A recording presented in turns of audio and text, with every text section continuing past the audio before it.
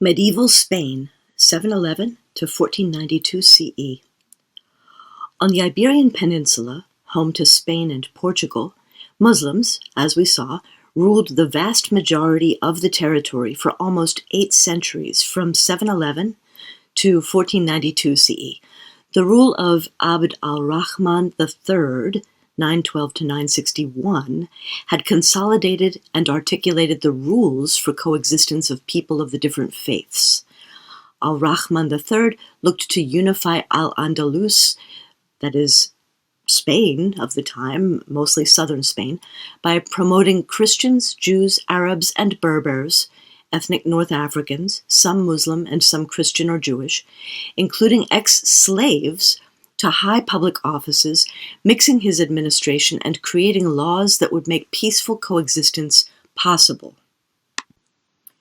One example is the dhimmi system, which basically taxed but tolerated non-Muslim citizens, Jews, Christians, and Sabaeans, people of the book in Islamic theology, as well as later Zoroastrians, Sikhs, Hindus, Jains, and Buddhists.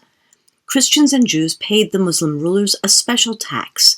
They were not drafted into any military service, and in return they had protected status, which meant they could practice their own religions and self-govern in matters that were related to religion. This limited tolerance was a very enlightened system for the time. Spanish Christians imitated it when they came into power in various areas of Spain, taxing instead of killing or expelling Muslims under their control, and Jews.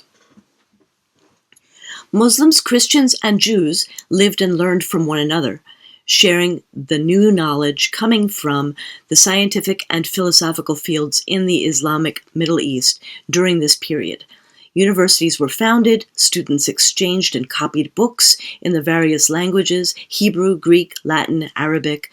Artists, remember Costanza's and Bisad's drawings, observed one another and even exchanged and learned new styles.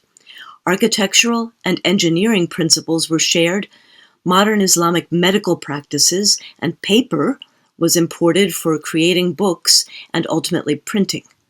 Córdoba's university had a collection of 300,000 books, while an outpost far from civilization, like Oxford University in England at that time, held a mere 120 books.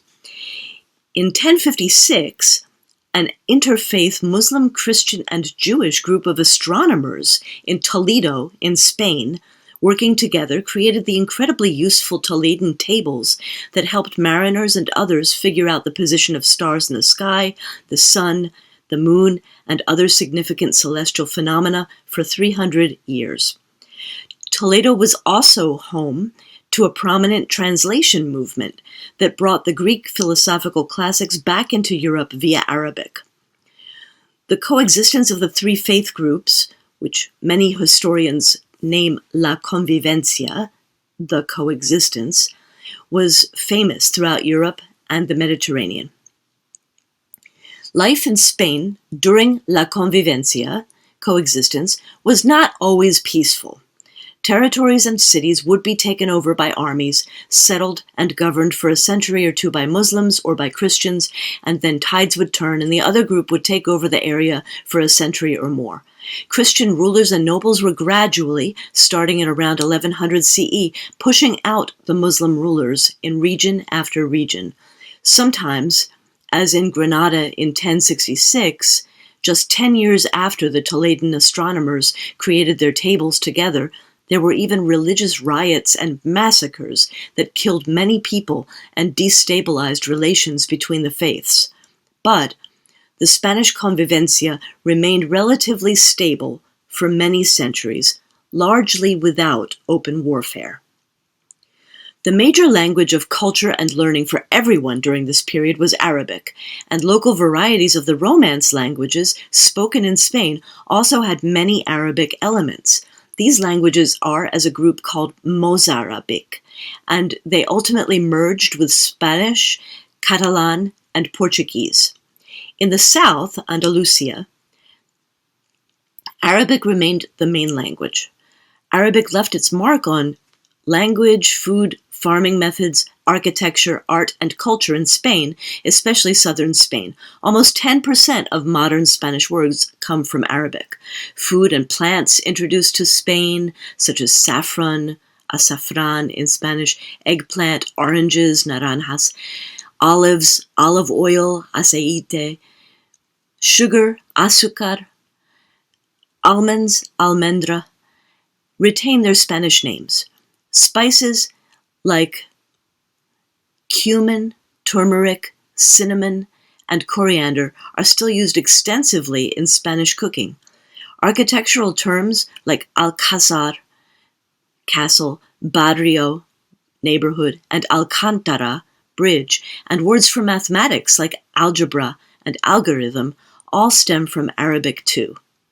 Hint: the words from Arabic tend to start with al or a from the Arabic word for the.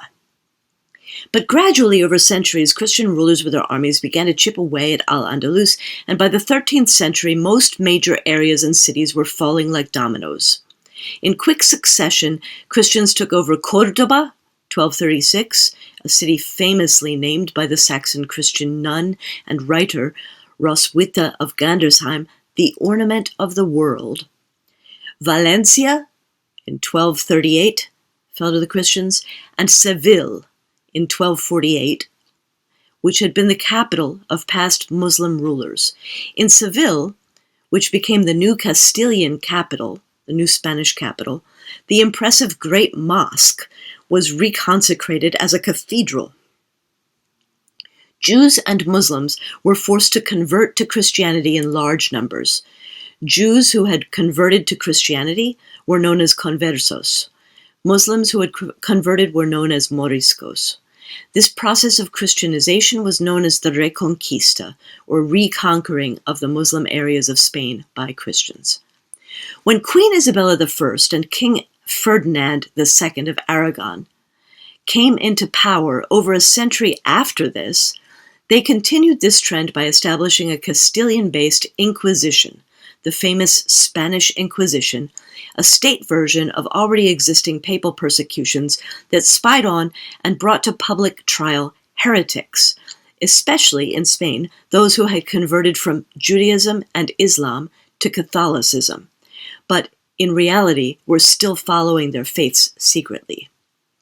By 1492, only one Muslim-governed area remained in all of Spain, Granada, in the southeast. In its capital city, also called Granada, lay the Alhambra, the Red One, a magnificent palace and fortress complex built and developed by consecutive emirs, beginning in 1238 with Muhammad I ibn al-Ahmar, the founder of the city.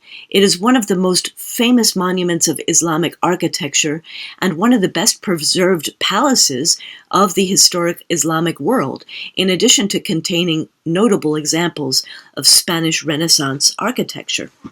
Queen Isabella I and King Ferdinand II brought armies to Granada and forced the last Muslim rulers of the region of Granada to sign away any rights to govern, promising in writing that any remaining Muslims would be welcome to stay in Spain once the Alhambra and Granada was handed over. But as soon as they took up residence in the Alhambra, which they used for their royal court, the king and queen promptly issued the Alhambra Decree, which required all Spanish Jews and Muslims to convert to Christianity or to leave Spain. There were some small exceptions in Valencia and Aragon. A mass exodus ensued. Jews and Muslims whose families had lived for centuries in Spain fled. Between 1492 and 1610, some 3 million Muslims voluntarily left or were expelled from Spain, resettling mainly in North Africa.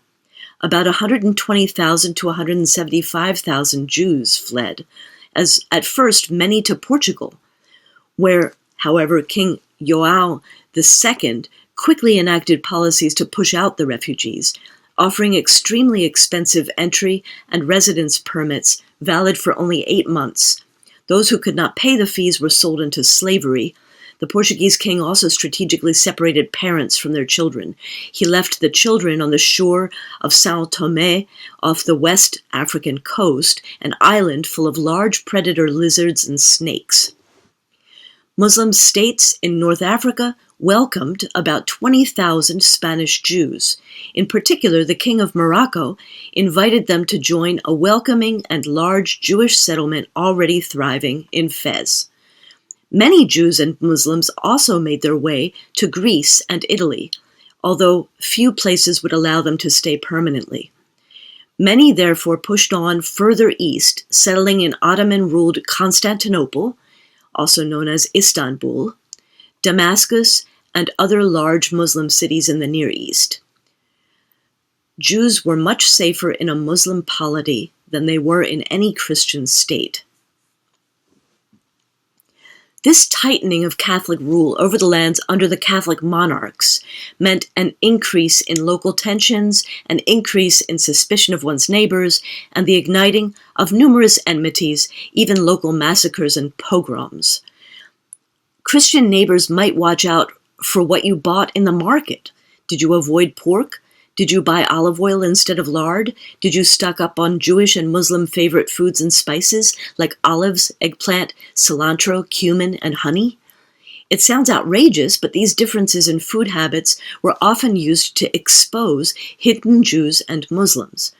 Your Christian neighbors might then turn you in to the Inquisition to be judged and tortured and forced to renounce your faith in public and convert to Christianity, or again convert, publicly sometimes, if you already were Christian, but you just happened to still like those foods, or be executed.